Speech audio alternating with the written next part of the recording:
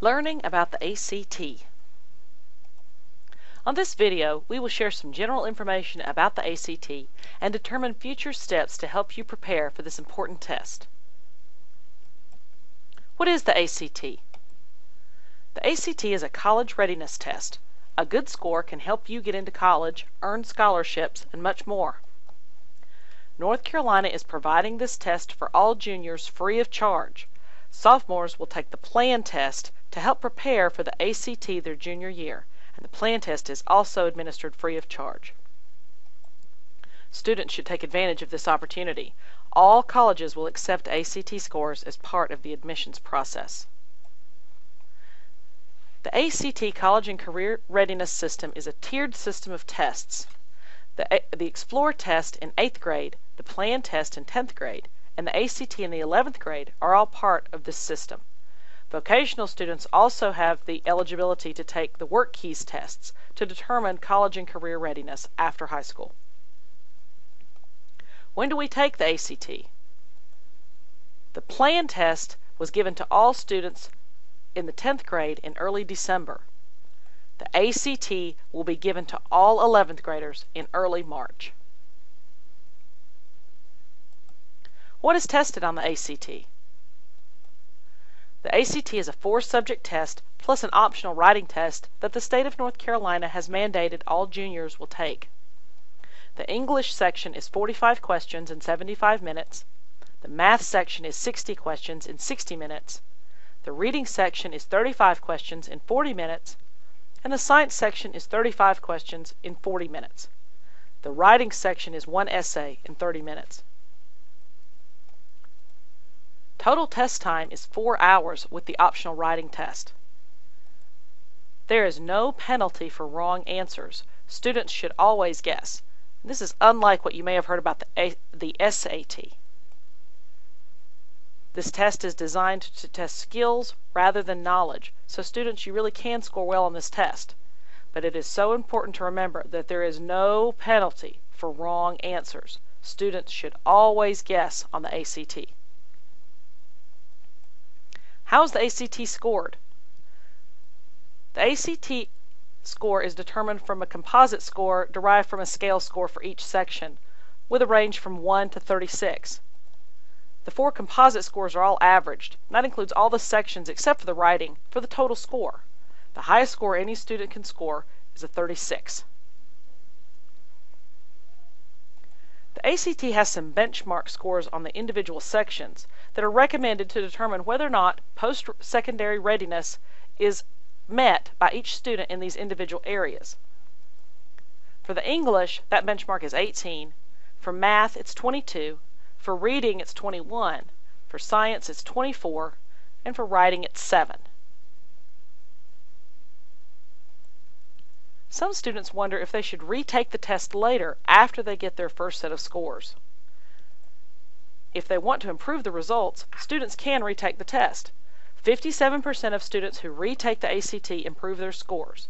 21% score the same, and 23% see their scores decrease.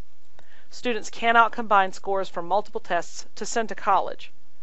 The current cost to take the ACT with the optional writing is $49.50. But remember, North Carolina pays for the first administration during your junior year. On the English section, students are not tested on spelling or vocabulary, but they are tested on their understanding of English conventions, things like punctuation, grammar, and sentence structure. Students are also tested on rhetorical skills. For example, is the text organized? Is it consistently styled? Is it concise? Because students tend to get more correct on this section overall as a group, the expectations for a good score are higher. Students must score about 2/3 correct on this section to earn the average score, versus only about half correct on other sections. Things like conjunctions are tested, common grammar traps. The English section always has 10 questions to test punctuation, and 1 question can have multiple errors. The buzzword on the English section is concise. Is the writing clear, concise, and to the point? On the math section, there's a multiple choice format on the answers, and there are 5 possible answers, not 4 as with the other sections. The questions from elementary and middle school math tend to come early in the section, while questions about high school math tend to come later, but that doesn't mean they're any harder. There are also 4 trigonometry problems on every ACT. On the math section, 1/3 of the questions will give you a diagram or a situation that you can diagram. 1/3 will be word problems, and 1/3 are specific math concepts. Certain calculators are allowed, but none with computer algebraic systems. The reading section also always has 4 passages. The reading level of the passages is the reading level of a college textbook. There are 3 categories of questions that students will have to answer about what they've read. Specific detail questions, inference questions, in which the students have to interpret from clues from the text, and big picture questions about the overall topic.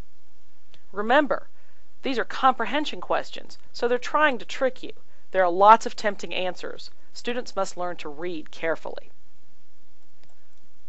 On the science section, students will be tested on how well they can read graphs and tables, and there's some math embedded in this. The science section always has 7 passages, and one is going to present conflicting views and ask you to answer some questions.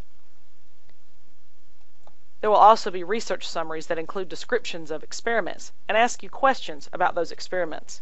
No calculator is allowed on the science section, despite the fact that there is some math involved. The writing section is given at the end of the test. Students have 30 minutes to write on one prompt designed for high school students to answer. The writing essays are assessed on a 6-point rubric scale. So what can students do to help prepare for the ACT?